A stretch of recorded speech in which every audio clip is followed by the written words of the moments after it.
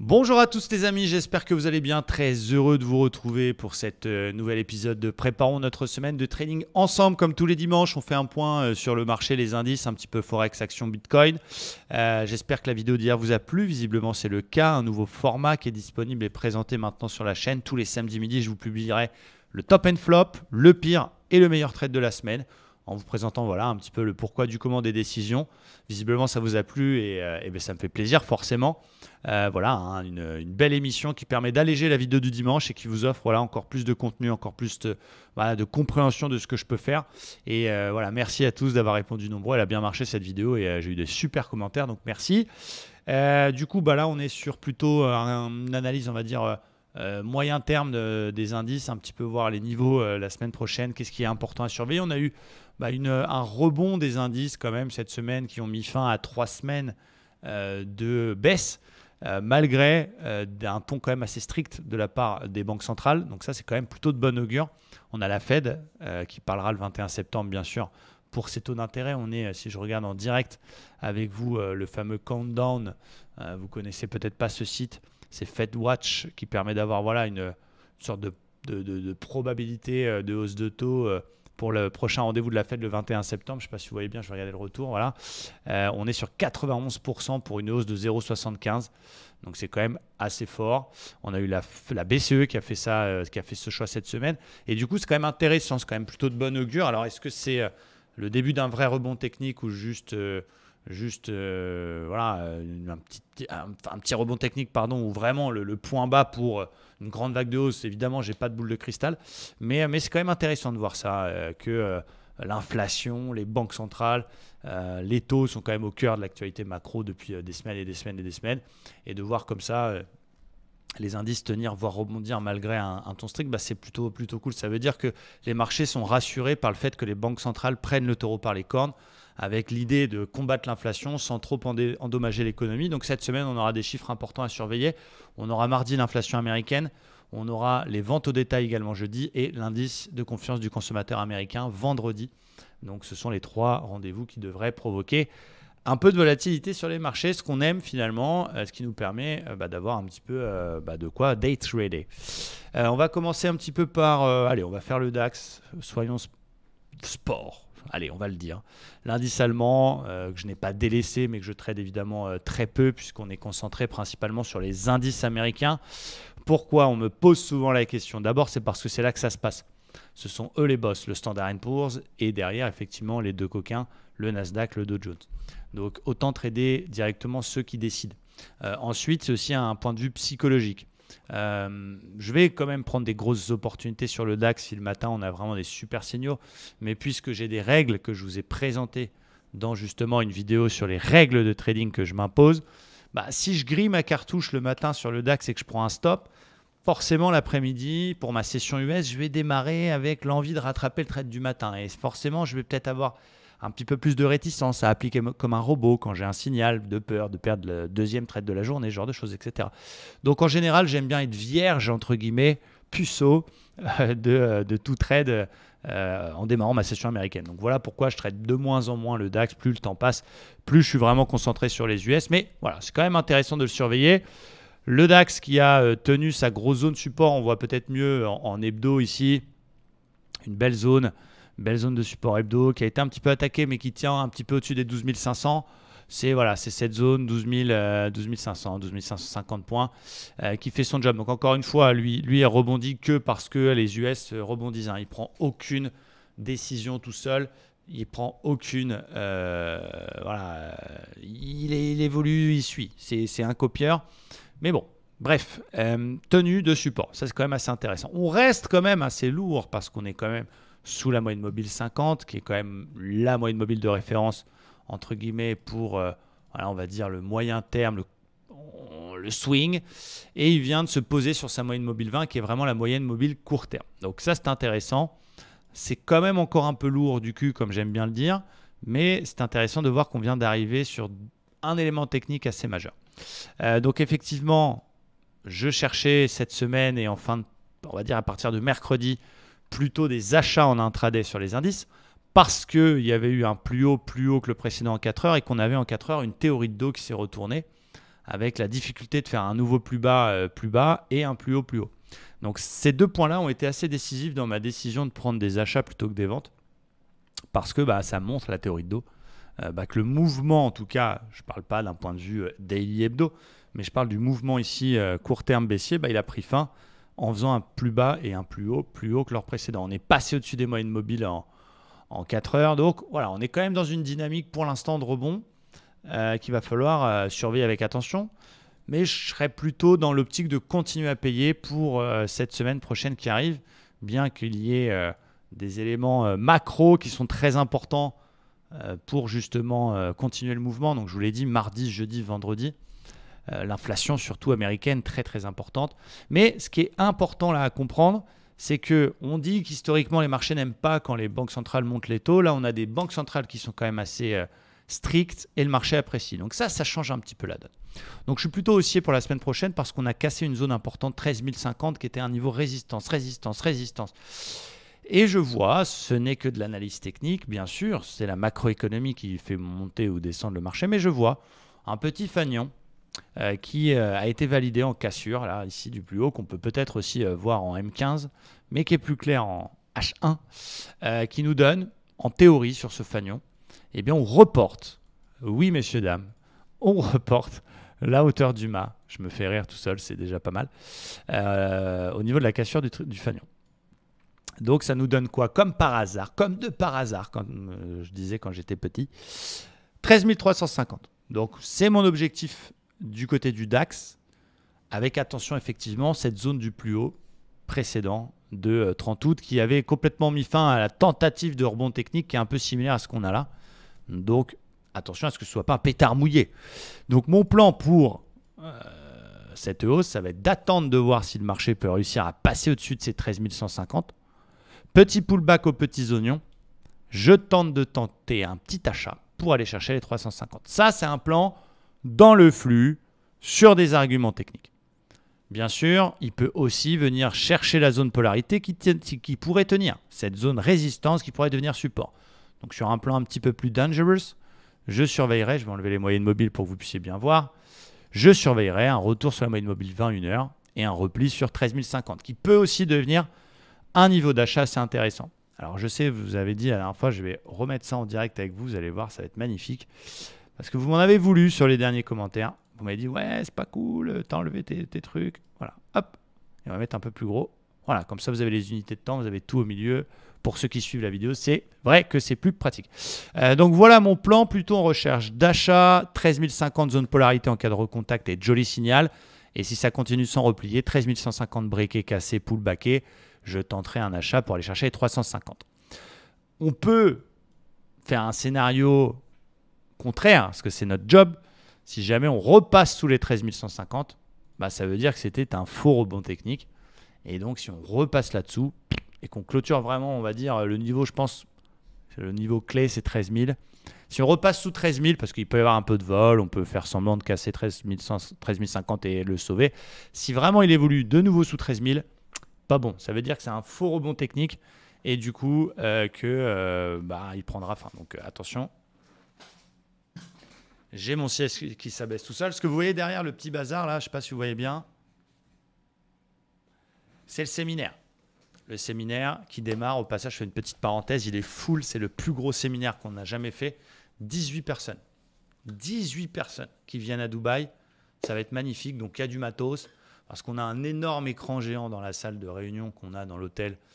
Tactile en plus, c'est vraiment cool. Je peux faire mes analyses dessus. J'ai un feu spécial. C'est vraiment magnifique l'équipement qu'ils nous ont mis à disposition. Mais il faut projeter les graphiques, il faut diffuser. On continue les lives aussi pendant le séminaire. Il faut pouvoir accompagner les étudiants qui sont venus avec nous, pouvoir répondre à vos questions, pouvoir traiter les choses. Il y a tout un tas de petits ateliers qui sont mis en place maintenant avec des petits jeux, etc. Donc, je prépare le matos, je m'avance. Je suis un petit peu un papy.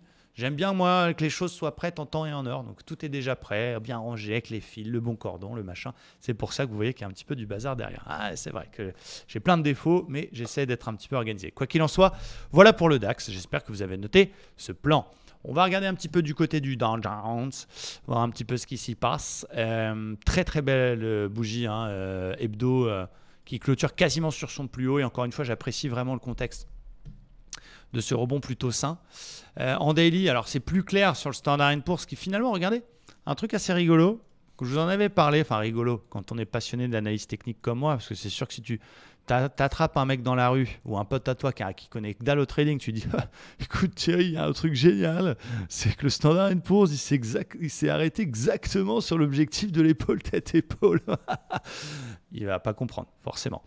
Mais là, c'est entre nous, on peut se le dire, entre passionnés, regardez, c'est quasiment parfait, ça s'est arrêté quasiment pile poil sur l'objectif de l'épaule tête-épaule. C'est quand même assez cocasse.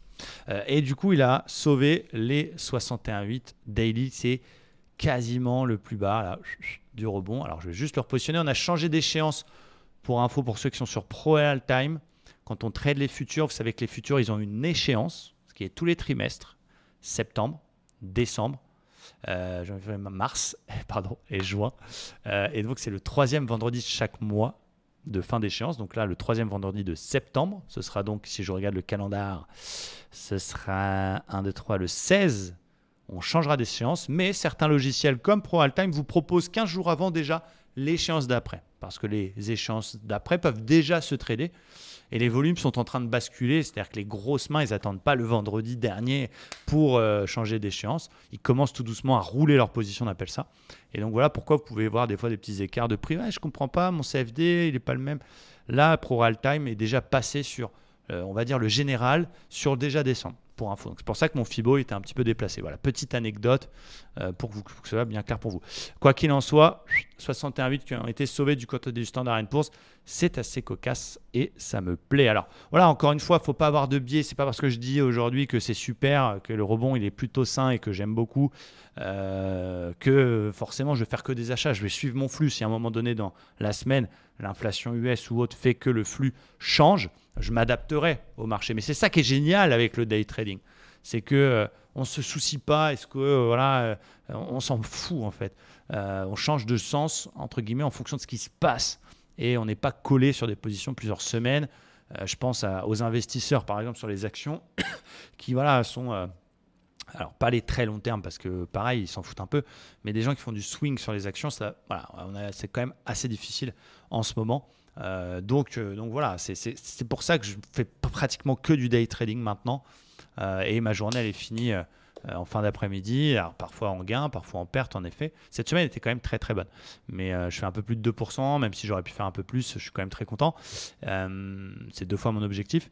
Mais voilà, j'ai pas à m'inquiéter ce qu'on va ouvrir avec un gap lundi et c'est le scalping pur, c'est pas pour moi, sortir avec 3 points, 1 point, re-rentrer, faire 400 positions à la journée, je pense c'est pas pour moi. Mais le day trading, ce que j'appelle l'intra-scalp, 1, 2, 3 trades dans la journée, je pense que c'est quand même la clé. Et voilà, c'est un juste milieu qui est plutôt pas mal. Quoi qu'il en soit, voilà, excusez-moi, blablabla, la vidéo a été censée durer 20 minutes. Finalement, ça va durer plus de temps que ça. Parce que j'adore vous parler, j'adore ça, j'adore faire des vidéos. Quoi qu'il en soit du côté du dos, donc je suis quand même plutôt acheteur pour le début de semaine, donc pour ce vendredi, parce que voilà, on a vraiment fait un beau plus haut que le précédent. C'était jeudi qui m'avait vraiment fait chercher des achats. On est revenu se réappuyer. Alors, il y a eu le décès, paix à son âme, de Elisabeth II qui nous a quittés, donc qui avait provoqué, on l'a su après coup que c'était ça en effet, mais la petite correction un petit peu flash. Voilà, le marché réagit toujours aux nouvelles, même les plus attendues, quoi qu'il en soit. Voilà, paix à son âme, Elisabeth, c'est la fin d'une époque. Voilà, on ne pourra plus faire la blague. Et moi, je suis la reine d'Angleterre. Ça ne voudra plus rien dire. C'est-à-dire que dans les prochaines années, si tu fais cette blague, ringard déjà de base, mais là, double ringard, parce qu'elle est morte. Donc, attention à vous. Quoi qu'il en soit, on va plutôt chercher des achats. Alors, j'aimerais bien qu'il y ait un petit repli quand même. C'est ce que je vais un petit peu surveiller. Ça commence à diverger un petit peu en plus en 1 heure. On a une petite divergence baissière ici. Hop, qui se met en place. Logique. Donc, je m'attends, mon plan pour ce début de semaine. L'idéal, bien sûr, je suis en train de construire un scénario. Ce serait un petit retour dans l'ancienne résistance, un petit peu au-dessus des 32. Ce qui est logique. On casse, on vient retester. C'est très souvent le cas. Ça s'appelle l'effet polarité. Et là-dedans, petit signal du petit seigneur, petit avalement, petit marteau confirmé sur du 15 minutes, par exemple, du 5 minutes avec une divergence haussière. zone d'achat incroyable si le niveau tient pour aller chercher l'oblique ici, la zone des 32 400. Ça, ce serait mon scénario idéal. C'est vraiment ce que je vais surveiller en priorité. Alors attention à cette divergence baissière parce que on n'oublie pas que même si on est repassé en flux haussier en 1 heure et que je cherche des achats, eh bien on surveillera peut-être le fait qu'il recasse 32 000 à l'image un petit peu du 13 000 sur le DAX. Donc si jamais il vient pullbacker, mais que finalement cette zone elle ne tient pas, qu'on repasse sous 32 000, eh bien ça veut dire que c'était un fake rebond et du coup il faudra se réadapter. On surveillera tout ça. Là on a un espèce de support. En gros, voilà, tant qu'il est au-dessus de cette espèce de ligne de support, il faut privilégier les achats. S'il passe en dessous et s'il casse la moyenne mobile 50, on verra pour changer de fusil d'épaule. Donc voilà un petit peu mon plan sur le dos, plutôt des achats et avec un repli, ce serait bien. Évidemment, on peut prendre en compte le scénario d'une hausse sans repli. Donc si jamais il casse 32 400, bye bye, il n'y a plus rien avant perpète. Le prochain gros niveau, c'est 33 400, même s'il y aura évidemment le chiffre rond 33 000 à surveiller. Et on peut faire aussi un Fibo dans l'autre sens. Si jamais ça continue à grimper un peu fort, eh bien on pourra faire un Fibo de toute la baisse. Et donc, on surveillera les paliers, le 50, le 61,8, etc. OK? Bon, voilà un peu mon plan pour les indices, les amis. Je fais un petit peu le gold, quand même. Regardons. Hop. Regardons un petit peu le gold. Donc, pas évident, qui est toujours dans sa zone de support. Le gold, gros support ici, daily. Peut-être en train de faire un gros double bottom, voilà, avec une ligne de coup vers 1820 pour ceux qui aiment faire du gros swing. Flux quand même assez lourd. Il y a eu un premier W ici qui était bien. On l'a presque validé, on est repassé en dessous. On l'a presque validé, on est repassé en dessous. Pas clair. Donc lui, évidemment, il est aussi un peu chamboulé par le dollar, l'évolution du dollar. On a un dollar qui s'est mis un peu à corriger. C'est ce qui a plu d'ailleurs aux indices aussi américains qui évoluent aussi en fonction de l'évolution de notre indice dollar index. On a une petite console du dollar index qui a fait plaisir aux indices, qui était un peu moins sous pression jusque-là. Mais voilà, je ne suis pas convaincu par cette baisse du dollar qui reste quand même très haussier et qui pour moi, si on n'a pas de biais, on se base sur l'analyse technique, c'est un pullback sur le précédent plus haut, tout simplement.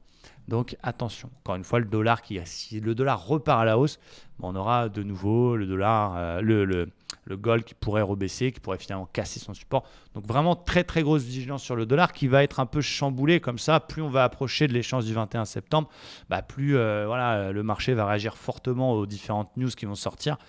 Donc surveillez bien votre calendrier économique et voilà, attention. On est dans une zone d'accumulation, on va dire, sur un support. Mais voilà, c'est pas encore gagné. J'ai pas encore le gros signal de feu qui me plaît. Alors je parle pas de scalping, je parle vraiment de position swing. Je vais surveiller quand même ce support tranquillement. Et on verra pour payer si on vient rechercher les 1700. On a vu que ça avait tenu. Vous voyez, plutôt que d'acheter là, je préférais qu'ils reviennent un peu chercher les plus bas vers 1700, qu'on voit que ça tienne avec un petit marteau, une petite bulle et essayer de payer par là un petit peu le dernier rempart. Tu vois, ça peut être un plan que je vais surveiller du côté du gold. Le pétrole, on en avait parlé la semaine dernière, ça nous faisait plaisir. On avait un super plan, c'était dans le support daily autour des 86. On avait eu l'OPEP qui avait annoncé symboliquement une baisse d'à peu près 100 000 barils par jour dans sa production. C'était plus symbolique qu'autre chose parce que c'était pour montrer que c'était elle la patronne. Mais de l'autre côté, on a eu une baisse de la demande chinoise et on a eu également des stocks de pétrole américains qui étaient plus forts que prévu. Donc qui ont un petit peu annihilé l'effet de cette baisse de production. Et du coup, le W que je vous avais vu hier, je l'avais pris. J'avais acheté le pullback, c'était mardi. Il n'a pas du tout marché. Mais bizarrement, on est revenu au-dessus du support. Donc ça, c'est un peu space là, ce qui se passe sur le pétrole. Donc je vais un peu attendre. Je vais pas, ça m'arrive de me faire avoir, évidemment. Je garde un œil quand même et je reste quand même assez haussier, d'autant qu'on a une espèce de vague de Wolf un petit peu traficotée, puisque 1, 2, 3, 4, 5, on aurait en réalité 2.3. Mais voilà, faut voir, est-ce que c'est un pullback sur les plus bas cassés ou est-ce que vraiment c'est une fisterie, parce que ça peut arriver aussi qu'on ait une fausse cassure histoire d'aller chercher la liquidité, on repasse au-dessus. J'aime bien quand même le jeu casse et tout de suite je repasse au-dessus. Donc je garde quand même plutôt un biais acheteur sur le pétrole. Mais voilà, j'aimerais bien essayer de trouver un point d'entrée là-dedans. Peut-être un retest de la BM50 sur de l'intraday vers les 85. Voilà, je vais surveiller là. J'ai rien à vous proposer de très concret en plan du côté du pétrole. Forex, les plans swing, parce qu'encore une fois, les plans un petit peu plus joueurs, les plans un petit peu plus intraday, bon, on réserve ça évidemment aux membres de l'école de trading Livestream Trader qui sont avec nous tous les jours, à la fois le matin et l'après-midi. Mais dans les grandes lignes, il y a quelques opportunités que je surveille. Donc cette petite conso du dollar fait du bien, évidemment, sauf si c'est un énorme retournement, parce que rappelez-vous de ce fanion USD-CNH que j'ai dans le collimateur, que je surveille depuis quelques semaines. Eh bien, on pourrait peut-être avoir enfin le pullback ou sur les 61,8 daily de toute la baisse ou sur le plus haut précédent. Donc là, ça va m'intéresser. Je vais surveiller tranquillement cette zone ici, une petite touchette sur la moyenne mobile 50. Donc vous voyez, je baisse jamais les bras. On a le plan, on ne se jette pas dedans par dépit. On attend qu'il se réalise et c'est plutôt pas mal. Cette toujours même consolidation du dollar a permis à l'USD4 de respecter un haut de canal très très très intéressant. Vraiment, avec une jolie cassure de phase de range et de support. Donc on verra si ça peut être retesté en tenant cette zone des 1,3070 qui peut être un petit point d'entrée sympa pour essayer d'aller jouer le bas de canal. Mais pour ça, il faudrait que le dollar continue sa chute, etc. etc. L'euro-dollar, attention, encore une fois, à ne pas vous jeter dedans à l'achat. Je sais qu'il y a un joli rebond qui s'est mis en place. Mais bon, il est quand même en tendance très baissière, vous le voyez ici, avec une belle oblique qui couvre tous les tops. Un beau pullback sur chaque plus bas cassé à chaque fois. Là, c'est presque la même chose aussi. Hein. Regardez, c'est assez incroyable. Hop, il est venu pullbacker 2 fois, même ce plus bas précédent. Il est toujours sous la moyenne mobile 50. Et la bougie de vendredi, je ne l'aime pas trop. C'est une sorte de grosse bougie avec très grosse mèche qui montre que oui, il y a eu une dynamique acheteuse. Mais elle s'est assez calmée. Donc, ça serait presque pour moi, ça se tenterait pratiquement dans le sens de la tendance baissière, ce niveau-là. J'aime beaucoup ce niveau-là. On est venu finalement faire un 50% de Fibo de toute la baisse, pile poil. Et donc, c'est presque un niveau que j'ai envie de tenter en short. Donc, ce que je vais faire, c'est que je vais surveiller cette espèce de canal 1 heure. Et si jamais on casse ce canal et on recasse la moyenne mobile 51 heures, peut-être que je me tenterai une petite vente sur l'euro-dollar pour essayer d'aller rechercher les plus bas. Donc encore une fois, ce n'est pas mon plan sûr. Il va falloir qu'il casse la MM50, etc. Mais voilà, je resterai prudent pour ceux qui ont éventuellement acheté de l'euro-dollar en se disant ça y est, c'est le point bas. Il y en a beaucoup qui se disent ça depuis un an. Et pour l'instant, la tendance reste très baissière. Euro-CHF, c'est pareil. Regardez comme on est revenu magnifiquement. Vous vous rappelez, ça c'était pendant le 2015, l'énorme chute qu'il y avait eu quand le franc suisse avait décidé d'enlever le plafond. On avait eu une énorme baisse de l'euro CHF en une fraction de seconde, des milliers de comptes de particuliers éclatés. C'était impressionnant. J'étais waouh, j'étais pas dedans. Je vais pas vous dire oui, j'ai pris la baisse. J'ai vu une vidéo d'un gars sur YouTube qui disait qu'il était short à ce moment-là. Il a gagné des millions. Oui, bien sûr. Et moi, je suis la reine d'Angleterre. Regardez comme il a été proprement pullbacké ce niveau quand même assez historique. C'est 2015, mais c'est pour vous montrer que le marché il a une mémoire et il garde tous les niveaux en mémoire.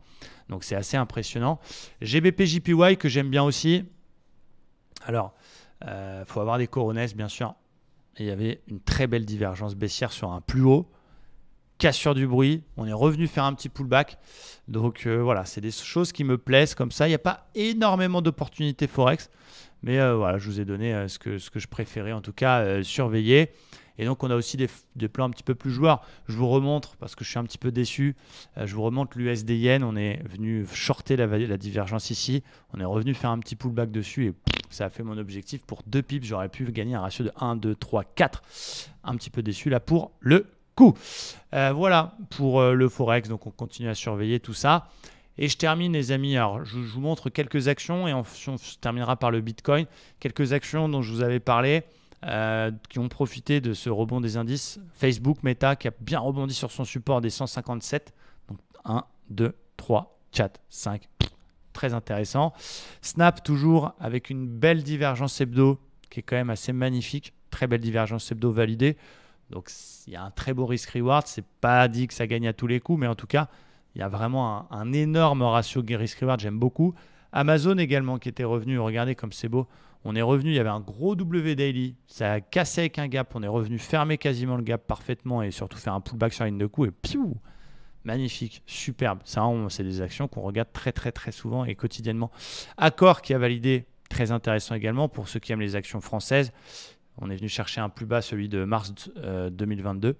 Et divergence haussière validée. Donc, je prendrai moi très certainement du Accor à l'ouverture du marché lundi. Donc, voilà quelques titres que j'aime bien. Et il y avait Disney également qui était plutôt cool, qui est venu se réappuyer sur son ancien plus haut, qui a cassé une petite résistance oblique, qui a tenu à moyenne mobile 50 et qui passe par le haut. Donc c'est quelques titres. Alors il faut y aller mollo, il ne faut pas acheter trop d'actions. Encore une fois, on ne sait pas, la tendance est encore quand même assez lourde et c'est peut-être qu'un tout petit rebond. Donc il ne faudrait pas vous retrouver collé sur trop d'actions, mais en prendre une, en prendre deux, en prendre trois pour ne pas être en retard par rapport aux indices, ça peut être intéressant. Et voilà celle que je surveille. Je termine les amis cette vidéo du dimanche avec le Bitcoin qui nous a fait quelque chose de beau. Très très beau. Alors ça reste une tendance qui est quand même assez dégueu. Attention, il n'est pas revenu à 70 000 le Bitcoin, donc calmez-vous. Je vois des choses dans les commentaires des fois qui sont assez incroyables. Ce qui est magnifique, c'est qu'il a parfaitement tenu cette zone ici de l'ancien plus haut, magnifique, 2017, zone qui est devenue polarité une première fois. On a fait un plus haut, on est venu s'arrêter, on a tenté un rebond, échec, il revient. Mais c'est vrai qu'il est peut-être, vu qu'il tient une deuxième fois la zone, il est peut-être en train de nous former un double bottom, un W. Donc, mon scénario d'une baisse jusqu'au 10 000 tient encore. Il peut marquer simplement une pause dans sa baisse ici. Mais c'est vrai qu'il faut aussi ranger son ego en trading et savoir reconnaître parfois quand on a tort sur une analyse.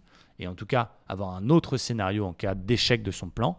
Si jamais le Bitcoin passe au-dessus des 24 400 et valide ce W en hebdomadaire, bah, je tenterai un bel achat. Voilà, je tenterai un bel achat pour jouer un rebond parce que triple polarité sur cette zone plus W hebdo, magnifique. Donc ça, attention à ne pas aller trop vite en besogne parce que ça reste quand même assez lourd. C'est pas reparti, ça n'a pas repris 50% non plus. Mais on a eu quand même un beau rebond vendredi, aussi motivé très certainement par la baisse du dollar. Attention, on a échoué sous le précédent plus haut. Je reste prudent, mais je surveille attentivement ce W qui m'intéresse. Si jamais il se valide, eh bien, je tenterai un rebond technique pour, pourquoi pas, laisser couler. On verra ce qui se passe. Mais voilà, pas aller trop vite en besogne. Ça peut être juste une simple réaction sur la zone que tout le monde a vue. Mais il y a quand même un beau W qui se dessine. Donc ça, c'est intéressant. Si jamais ça échoue et puis qu'on répète les plus bas, bah, j'attendrai la zone des 10 000 $. Voilà les amis pour cette vidéo du dimanche. J'espère qu'elle vous a plu. Merci à tous de la regarder. Merci à vous pour vos pouces bleus. N'oubliez pas quelque chose surtout, c'est de vous abonner à la chaîne. Faites-moi plaisir. Il y a plus de 50% des viewers qui ne sont pas abonnés à la chaîne. Ça me donne beaucoup de force. Je suis presque à 30 000 abonnés. Et vraiment, c'est une belle récompense pour moi de cliquer sur « Je m'abonne ». Donc, si vous appréciez nos vidéos, abonnez-vous. En plus, ça vous permet d'avoir des alertes à chaque fois qu'on sort des nouvelles vidéos. Le séminaire qui démarre la semaine prochaine. Donc, il y aura un peu moins de vidéos sur la chaîne. Mais par contre, en échange, je vous prépare des vlogs extraordinaires. Une journée type avec moi, quelques vidéos sur Dubaï, des vidéos du groupe. Ça va vraiment tout déchirer. Et puis, c'est les NDJ qui reprennent à partir de lundi ce top and flop. Et puis voilà, merci à tous. Très, très bonne fin de week-end. Très bon dimanche soir. Et à demain. Ciao.